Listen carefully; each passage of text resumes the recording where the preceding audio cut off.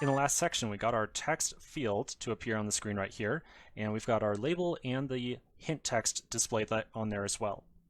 Now there's one little odd thing that I want to point out about our current input. Notice how we are expecting a user to enter an email here. So presumably they need to enter in some text at example.com. However, the keyboard that we have right here, well, we can easily add in text, but if a user wants to add in that at symbol, they have to click on the symbol indicator right here and then click on at. And that's kind of a pain in the rear for our users. You and I know that a user is going to have to enter in the at symbol here, so we're really just making life more complicated for our users by forcing them to press the symbol button and then select the at symbol. So to get around that, we can actually customize the way that the keyboard down here gets displayed to our user. I'm going to flip back over to the documentation for the text form field class. I'll then go down to the constructor. So here's our constructor, and I'm going to look for a property called, let's just do a search for it. There we go, keyboard type right here. So the keyboard type property allows us to customize how that keyboard appears at the bottom of the screen. And we can kind of customize the keyboard that gets shown to more easily assist users in entering, say, an email address. So I can look at the text input type right here. I'll click on that and look at its documentation.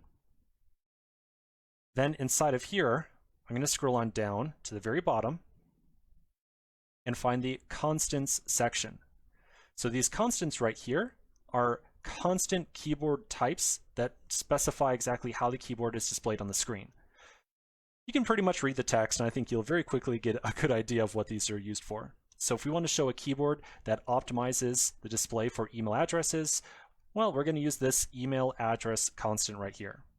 So essentially, all we really have to do here is find our text form field, and into the constructor, we're going to add in keyboard type. And for the keyboard type, I'm going to specify a text input type.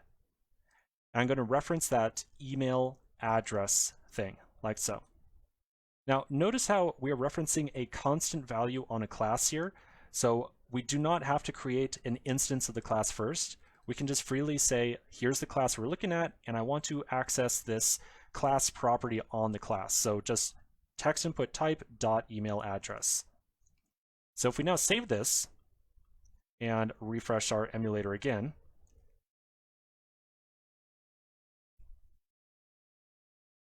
when we focus our input here any second, there we go, you'll notice that now our keyboard has changed slightly.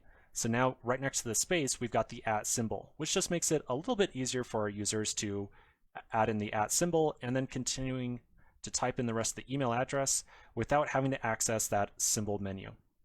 Okay, so just a little bit of an improvement, but it's something that makes our users' lives a lot better. So now that we've improved our keyboard type, let's continue customizing our text form field in the next section.